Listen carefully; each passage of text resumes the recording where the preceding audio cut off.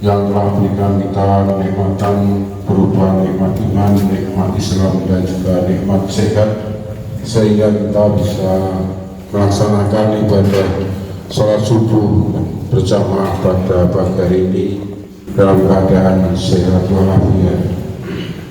Salam dan salam semoga tercurahkan pada junjungan Nabi Muhammad Sallallahu Alaihi Wasallam yang senantiasa kita berusaha dan dari akhir. Amin. Bapak Ibu dan para jemaah, marilah kajian pada pagi hari ini kita mulai dan kita buka dengan membaca doa bersama-sama. Bismillahirrahmanirrahim. Assalamualaikum warahmatullahi wabarakatuh.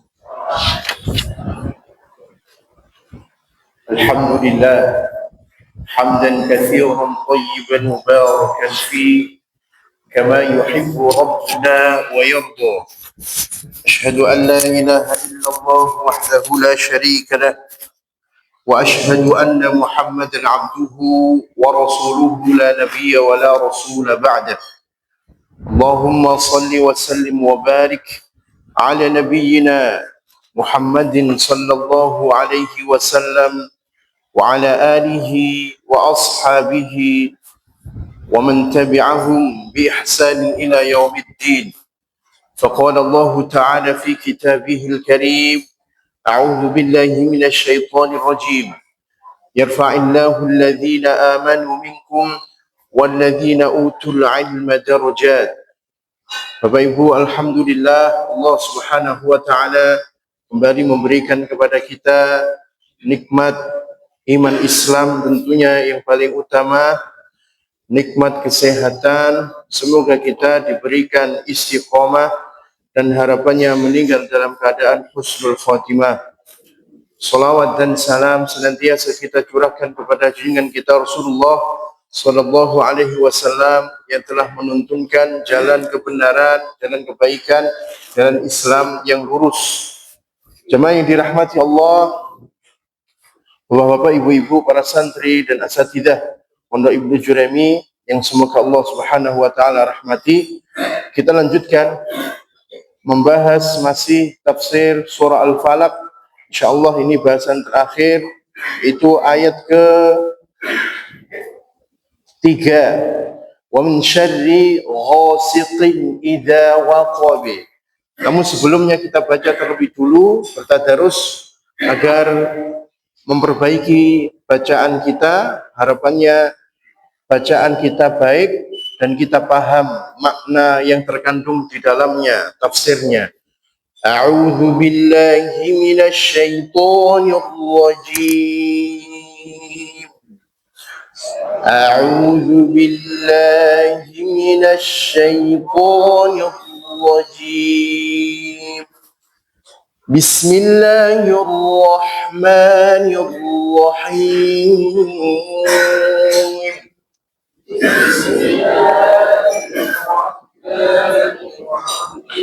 Maksudnya bismillah, bismillah, sinnya diteruskan.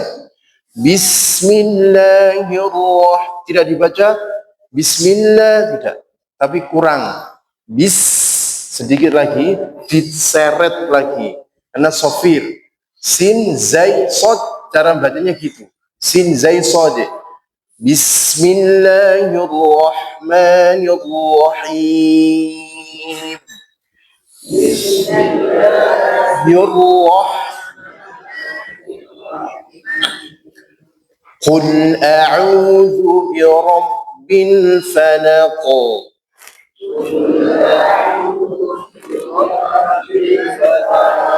Falaq. Ya, kolkolanya ditebalkan. Min syarri ma khalaq. Min syarri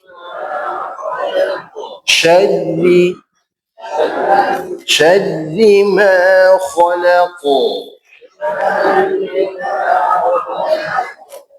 Wa min syarri غاسق إذا وقب شر غاسق إذا وقب.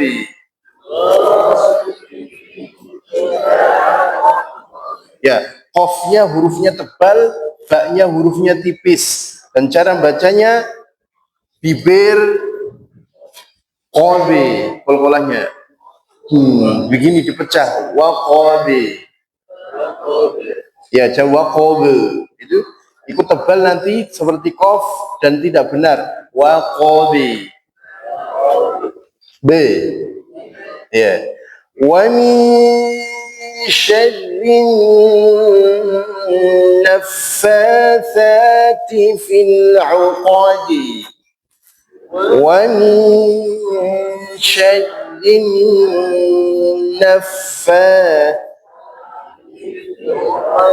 fil 'uqadi. Uqadi. Ya, dalnya tipis, qafnya tebal. Wa min syarri hasidin idza hasadi. Wa min syarri hasidin. Ya, karena kita kajiannya tidak tahsin. Kalau kajian tahsin bisa saya jelaskan panjang lebar. Kajian kita tafsir, tahsin hanya sekedar mengetahui lewat saja. Kan tetapi yang kita kaji lebih dalam adalah tafsirnya. Kita sampai pada ayat yang kedua kemarin, sekarang ayat yang ketiga. Wa min syarri, dan dari kejelekan, ghasiqin, malam, idza, apabila, waqabi, gelap gulita, gelap gulita. Ai, artinya wa min syarri sawahil. Ai, artinya min syarri ma yakunu fil laili hina yaghshan nas. Artinya dari kejelekan malam apabila menyelimuti manusia. Wa tantashiru fihi katsirun minal arwahi asyarirah, dan bersebaran banyak sekali di waktu malam arwah-arwah yang jahat, wal hayawanat al mu'ziyah, dan hewan-hewan yang mengganggu. Allah Subhanahu wa taala setelah menjelaskan kepada kita, meminta perlindungan dari seluruh makhluknya. Itu ayat yang kedua. Dan makhluk Allah itu ya semuanya yang ada di alam semesta ini semuanya makhluk Allah. Makhluk Allah. Yang pertama kali kemarin saya jelaskan, kalau Allah mengatakan meminta perlindungan kepada makhluk Allah, apa yang Allah ciptakan, yang harus kita berlindung itu diri kita sendiri. Diri kita sendiri. Bukan yang lain dulu.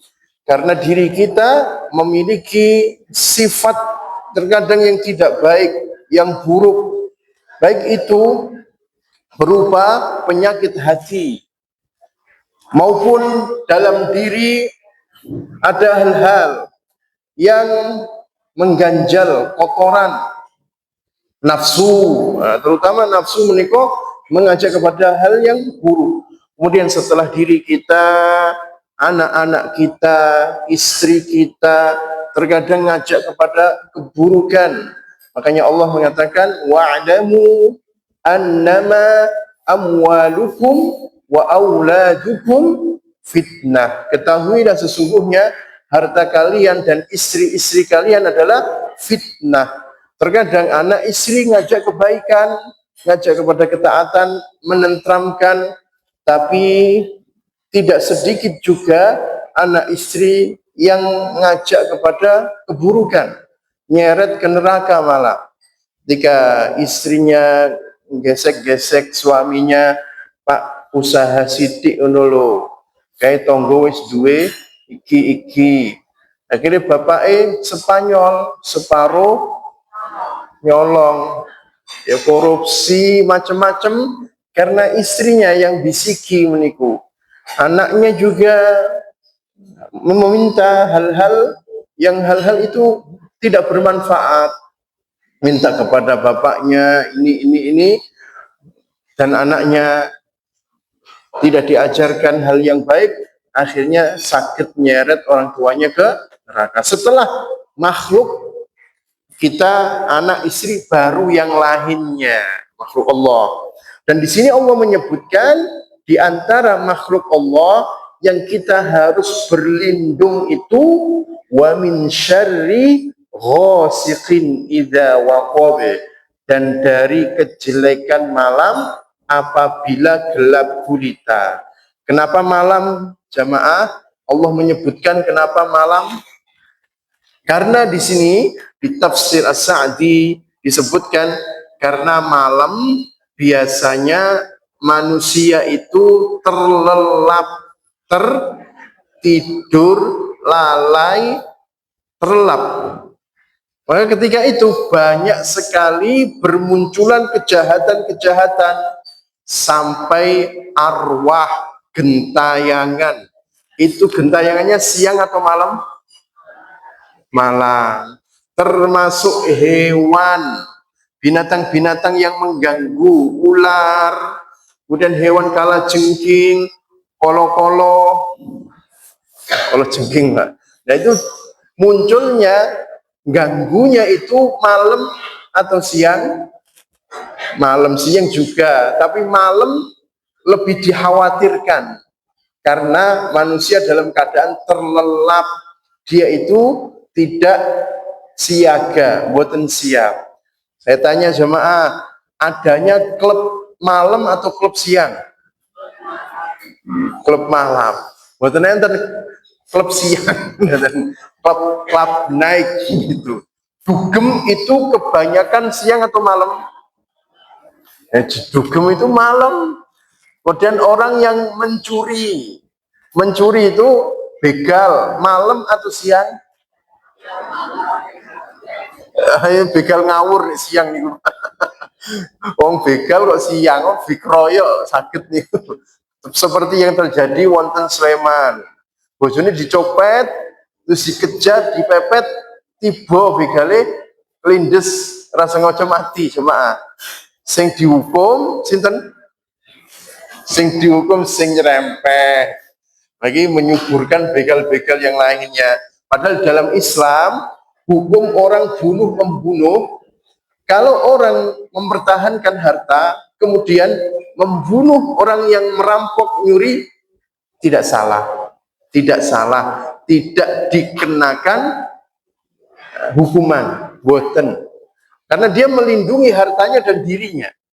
Dan begal itu mau membunuh dirinya, maka disi-disian dalam hal ini. Bapak Ibu yang dirahmati Allah, jemaah rahimani wa rahimakumullah, kebanyakan kejahatan itu terjadi pada waktu malam. Makanya Allah Subhanahu wa taala meminta kepada kita berlindung dari malam. Malam itu banyak manfaatnya. Karena di waktu malam itu manusia istirahat, organ tubuh refresh menika. Tetapi malam juga dimanfaatkan oleh orang-orang yang tidak bertanggung jawab menika. Bapak Ibu yang dirahmati Allah, ada tuntunan dalam hadis kalau malam menjelang, dalam hadis riwayat Bukhari Muslim, nek waktu sore, kalau orang Jawa biasanya surut atau mau maghrib niku namanya napa Pak? Sandiolo. Ya makanya Sandiolo. Nek nggen kula wonten Jawa Timur niku Sandiolo. Kalau mau maghrib ojo Sandiolo jumetu. Itu benar wonten dasarnya jemaah. Hadis riwayat Bukhari Muslim. Setan itu kalau waktu mau maghrib menjelang bertebaran. Maka Nabi memerintahkan untuk anak-anak kita suruh masuk masuk, kemudian menutup pintu. Menutup pintu dengan mengucapkan bismillah. Kemudian ketika malam menjelang, kalau anak-anak itu izin untuk main di luar, tidak apa-apa. Tapi tetap tutup pintu dan mengucapkan bismillah. Dalam hadis itu dikatakan, setan tidak bisa membuka pintu yang dibacakan zikir kepada Allah Subhanahu wa taala. Termasuk makanan atau panci atau apa jamaah ditutup atau dikasih di atasnya apapun itu. Panjenengan ucapkan bismillah, tidak bisa buka. Itu kan di TV-TV bujuan tok itu jamaah. Setan iso nembus pintu. Setan opo katanya. Tidak bisa. Jadi jin itu tidak bisa nembus pintu yang dibacakan bismillah. Ini Rasulullah yang mengatakan. Jamaah. Nah, kita dibodohi oleh TV-TV, setan iso bunuh koyo ngono medeni. Semuanya dusta, tidak benar. Jamaah yang dirahmati Allah Subhanahu wa taala, termasuk penyihir, dukun, santet dan sebagainya, itu terjadinya malam atau siang kebanyakan? Malam. Dia beraksi di malam hari. Makanya Allah meminta kepada kita, menganjurkan untuk berdoa, minta perlindungan kepadanya di waktu malam hari. Kan dimanfaatkan oleh orang-orang yang tidak bertanggung jawab. Wa min syarri lailin syadidil zulmah, dan dari kejelekan malam, wa min syarri laili syadidil zulmah, yang gelap gulita, idza dakhala, ketika masuk, wa taghulghula, dan malam itu gelap gulita, wa ma fihi minasyururi al-mu'ziyat, dan apa-apa yang terjadi di waktu malam berupa keburukan dan hal yang mengganggu. Ghosik itu artinya memang malam. Sebagaimana firman Allah, Bapak Ibu bisa buka di surat Al-Isra ayatnya 78. Aqimis shalah, sami-sami. Liduluki syamsi ila ghasaqil laili wa qur'an al-fajri inna qur'an al-fajri kana mashhuda. Itu surat napa? Buatan Al-Quran loh. Al-Isra ayatnya 78. Aqimis shalah, dirikanlah salat, liduluki syamsi, ketika matahari itu tergelincir, salat duhur. Jadi sudah ada salat-salat di Quran itu, salat duhur, ila ghasaqil laili, sampai kegelapan malam. Malam itu gelap. Salat apa niku? Isya. Salat Isya. Ghasaq, awal katakan ila ghasaqil laili, sampai malam itu gelap. Wa Qur'an al-fajr, dan salat subuh. Inna Qur'an al-fajri kana mashhuda, sesungguhnya salat subuh itu disaksikan oleh malaikat shift malam dan shift pagi menika. Nah, dari ayat itu kita mengetahui bahwa makna ghasik itu memang malam. Tetapi ada penafsiran yang lain, Bapak Ibu. Ghasik itu tidak ditafsirkan malam, tetapi ditafsirkan dengan bulan. Karena ada hadis, Nabi itu pernah beliau dengan istri beliau, Ibunda Aisyah, melihat bulan. Kemudian beliau menunjuk, ada ghasik, ini adalah rembulan.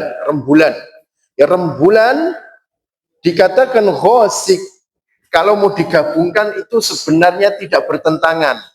Karena rembulan itu keluarnya di waktu nopo jelas? Di waktu malam. Di waktu rembulan keluar, malam itu sudah gelap gulita. Jadi makna ghasik, entah malam, itu kebanyakan mufassir menafsirkan malam, atau bulan, tidak bertentangan. Tidak bertentangan. Karena malam itu kalau sudah gelap gulita akan keluar rembulan. Atau rembulan itu keluarnya di waktu malam yang gelap gulita.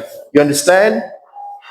Yes. Idza waqab, apabila gelap gulita, yang menunggu sudah manusia terlelap. Jamaah sekalian, istirahat itu enaknya malam atau siang?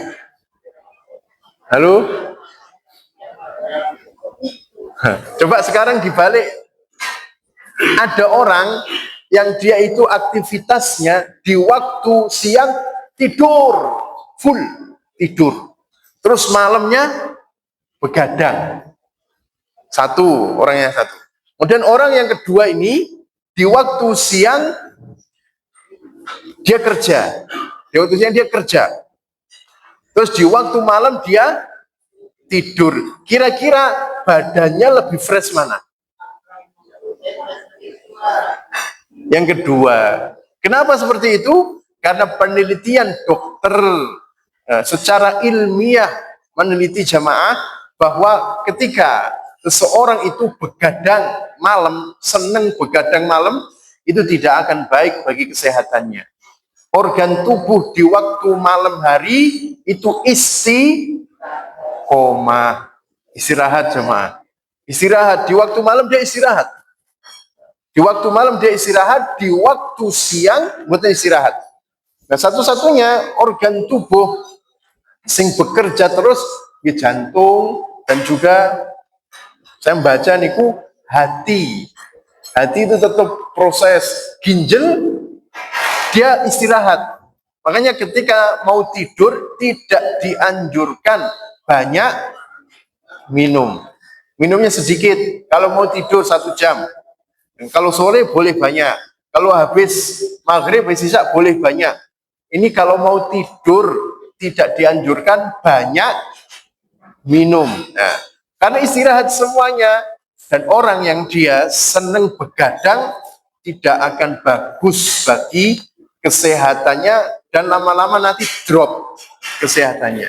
Nah, karena Allah sudah mendesain di dalam ayat ini wa min syarri ghasiqin idza waqab, dan apabila malam gelap gulita itulah waktunya istirahat. Sedangkan makhluk Allah yang lain yang jahat seperti tadi penyihir dan juga binatang-binatang arwah perampok klub malam tadi dugem itu sedang melakukan kemaksiatan kepada Allah Subhanahu wa taala, kejahatannya. Selanjutkan ayat yang selanjutnya, wa min syarrin naffatsati fil 'uqad, dan dari kejahatan an-naffatsat itu artinya penyihir-penyihir wanita. An-naffatsat, penyihir-penyihir wanita. Ini jamak dari an-naffatsah. An-naffatsah jamaknya an-naffatsat, penyihir-penyihir wanita fil uqad, yang mengikat, menghembuskan dalam ikatan maksudnya. Kenapa di sini disebutkan wanita? Menurut beberapa kitab tafsir jamaah, karena yang sering melakukan sihir bentuknya hembusan. Saya ulangi, karena yang sering melakukan sihir bentuknya hembusan. Jadi dia ngikat kemudian dihembuskan. Disebul. Itu wanita. Dan wanita ketika zaman dulu jamaah setelah melakukan pekerjaan rumah, banyak beberapa waktu yang kosong, profesinya menjadi penyihir. Menjadi penyihir. An-naffatsat bisa ditafsirkan wanita-wanita penyihir. Bisa juga ditafsirkan jiwa-jiwa an-nafat, orang-orang yang menghembuskan. Orang-orang yang menghembuskan. Karena asal katanya adalah nafatha, artinya menghembuskan. Kalau ditafsirkan di sini wanita-wanita, ini kembali ke wanita-wanita sihir. Tapi kalau ditafsirkan di sini orang-orang yang menghembus, itu kembalinya ke jiwa, jiwa-jiwa. Bisa ditafsirkan ngoten. Karena bentuknya ini mu'annas. Mu'annas itu wanita. Iki rodok dangkit, disik-sik, rodok jelimet jamaah. An-nafasat itu bentuknya mu'annas atau wanita. Bisa ditafsirkan dua. Bisa ditafsirkan wanita-wanita yang menghembuskan itu, dan bisa ditafsirkan jiwa-jiwa yang menghembuskan. Kalau ditafsirkan jiwa-jiwa yang menghembuskan, itu bisa laki-laki, bisa wanita. Pada waktu itu yang menghembuskan ini anaknya Labid bin Al-Aqsam, anak perempuannya Labid bin Al-Aqsam yang menyihir Rasulullah. Dan anak perempuannya ini nyihir dengan buat 11 ikatan. Saya ulangi, dengan membuat berapa? 11 ikatan lewat media menika pelepah kurma yang di dalamnya ada rambutnya Rasulullah dan ada sisirnya Nabi yang apa itu? Yang putus menika, yang copot itu batang sisirnya niku. Nah, di dalamnya itu ada barangnya Rasulullah. Syarat orang penyihir niku jamaah membuat sihir harus ada barang orang yang disihir itu di dalamnya. Kemudian dibacakan setiap ikatan mantra-mantra, entah itu mantra ini wes bablas anginnya atau psikologis ya gak ngono. Mantra ini niku ngundang setan, mantra kesyirikan, dan sihir ini termasuk dosa besar yang orang ketika tidak bertaubat sihir karena menyekutukan Allah, meminta bantuan jin atau setan, kalau dia tidak bertobat sampai mati kekal di neraka. Sihir itu ada dua bentuk jemaah. Sihir yang menjurus kepada kesyirikan sampai syirik karena minta bantuan jin. Jadi penyihir itu biasanya Quran menika ditaruh di toilet atau Quran dilumuri darah, atau dia melakukan penghinaan Islam, dia sengaja sholat udo, sengaja niku, atau dia junub tapi kemudian sholat sengojo. Intinya jin itu kalau mau bantu manusia nggak ada makan siang gratis, nggak ada. Dia harus melakukan penghinaan kepada Islam, dan ini yang menyebabkan orang terjerumus kepada kesyirikan menikah. Ada lagi bentuk sihir yang tidak sampai syirik. Bentuknya yang tidak sampai syirik ini, Bapak Ibu, bentuknya melalui obat-obatan, ramuan, tidak sampai karena tidak meminta bantuan kepada jin menika. Jamaah yang dirahmati Allah, sihir ini bahaya sekali. Secara bahasa sihir itu malatufa sababuhu, apa yang sebabnya itu samar. Sihir itu secara bahasa apa yang sebabnya itu samar. Jadi tiba-tiba orang itu gelebak sakit atas izin Allah, semua itu tiba-tiba di dalamnya ini ontong, paku dan lain sebagainya, atas izin Allah semuanya itu.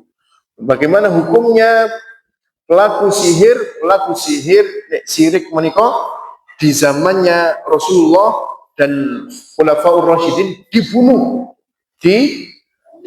Hukumannya tukang sihir itu dibunuh.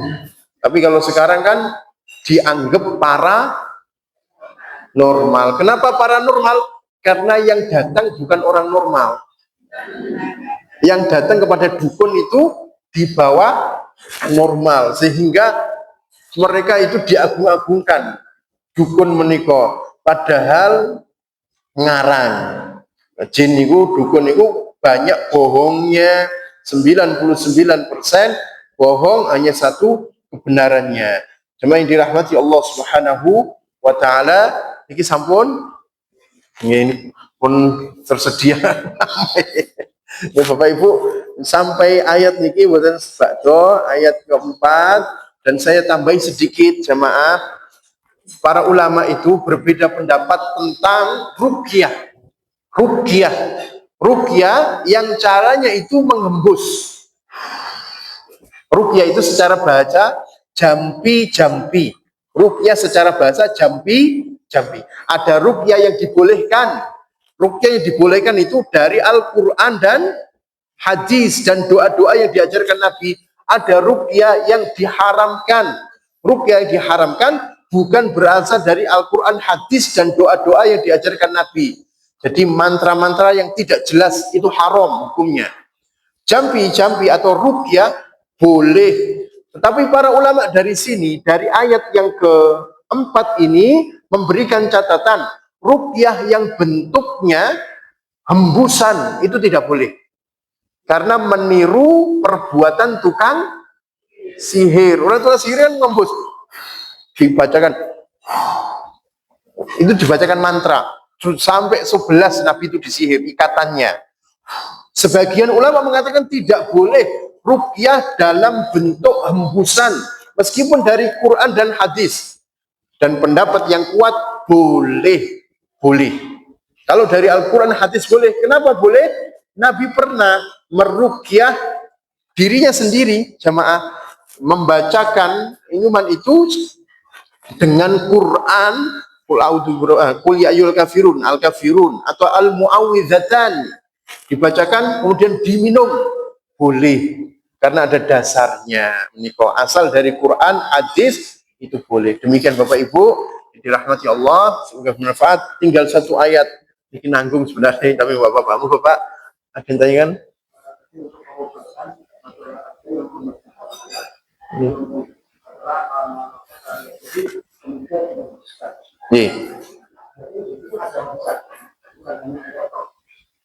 Kalau pengobatan begitu, jadi bisa dihembuskan ke yang sakit itu atau bisa dibacakan. Kalau orang yang dia itu kerasukan jin, itu cara ngobatinnya, Bapak Ibu membacakan ayat ruqyah yang bacanya itu keras, bacanya harus keras, harus didengar. Baca misalkan surat Al-Baqarah, wattaba'u ma tatlu syayatin ala mulki Sulaiman wa ma kafara Sulaiman walakinna syayatin kafaru. Saya pernah menyaksikan sendiri orang yang meruqyah yang baca itu nggak bagus, jinnya ngece, mocone elek. Mocone elek. Jadi gak mocone elek, ini bahaya coba. Waktu ini panjang pendek dan sebagainya keliru. Maka ruqyah itu boleh dibaca keras untuk mengobati orang yang suka. Biasanya nanti ditekan, bagian yang terasa sakit ditekan atau ditepuk. Nah, ini jinnya meskipun pelan, nepuknya nih jamaah begini, tapi dia terasa sakit sekali. Terasa sakit seperti dipalu, dong. Jangan keras-keras, itunya nyentuhnya, orangnya sakit nanti. Orangnya sakit. Kemudian yang kedua Pak, bisa dalam bentuk hembusan. Hembusan ini untuk biasanya minuman atau apa, ngobati diri sendiri. Ngobati diri sendiri yang sakit boleh dibacakan, setelah itu dihembuskan, boleh kompromikan. Tidak ada larangan dalam hal ini. Dibaca, dihembuskan juga boleh. Nah, karena Nabi, beliau melakukan keduanya. Jadi tidak benar kalau ruqyah bentuknya itu hanya boleh bacaan, tidak boleh dihembuskan. Dikompromikan boleh jemaah. Setelah dibaca kemudian dihembuskan atau dibacakan saja. Orang yang meruqyah orang lain biasanya dibacakan keras saja. Yang saya melihatnya kemudian ditepuk. Yang sakit menikah, setelah itu mau dihembuskan, ya nggak apa-apa. Tapi dihembuskan itu saya melihat dalil-dalil membaca menika untuk sesuatu yang sakit, panjenengan sakit kesengat lebah atau kesengat ular, kalau jengking dibacakan ayat ruqyah, jembuskan begitu. Nah, jadi fleksibel dalam hal ini Pak, tidak ada larangan untuk menghembuskan sama sekali. Ada lagi jemaah? Airnya atau gelasnya ada yang melarang minuman. Ya, kalau minumannya, memang secara umum minuman itu tidak boleh. Iya, larangannya tapi nggak sampai haram, hanya makruh. Kalau panjenengan setelah baca Quran kemudian meniupkan, itu baik-baik saja sebenarnya. Karena setelah membacakan Al-Quran dalam hal ini di pengecualian, itu pengecualian dalam hal ini. Ya sekedar saja, gitu aja. Semoga bermanfaat Bapak Ibu. Karena air itu bertasbih. Nah, kita membaca Quran kemudian tiupkan sekedar saja, ini juga bertasbih, insya Allah baik tasbihnya karena kita setelah membacakan Al-Quran. Assalamualaikum warahmatullahi wabarakatuh.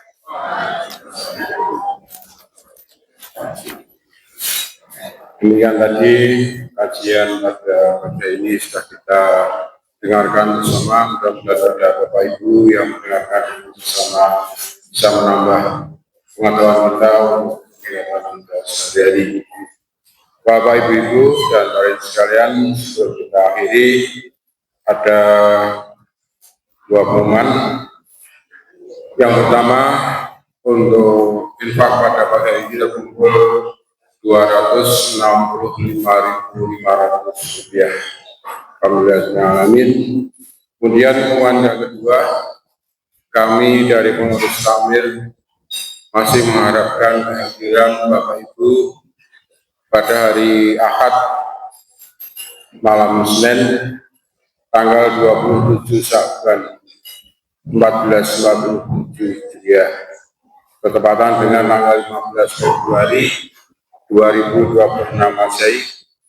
Ada acara pengajian umum dengan Ustadz Insyaallah Bapak Haris Bahari Rahman, Direktur PPTQ Muhammadiyah Ibnu Jurayj, dengan tema beramal ibadah di bulan Ramadan dengan kami mengharapkan kehadiran Bapak Ibu sekalian, karena ini pengajian umum dan penyelenggaranya adalah penyelenggara keroyokan, artinya bersama-sama antara pengurus takmir, kemudian pimpinan ranting Muhammadiyah dan pimpinan ranting Syiah AAS Al Selatan dan juga pengurus RW 09. Demikian untuk pada pagi ini.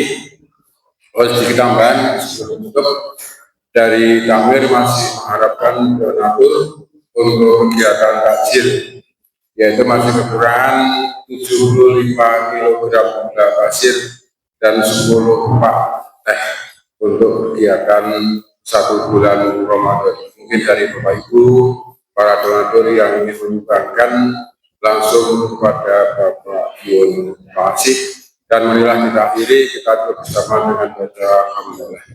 Alhamdulillahirrahmanirrahim. Assalamualaikum warahmatullahi wabarakatuh. Monggo Bapak Ibu aturan rahabi gugur mengenai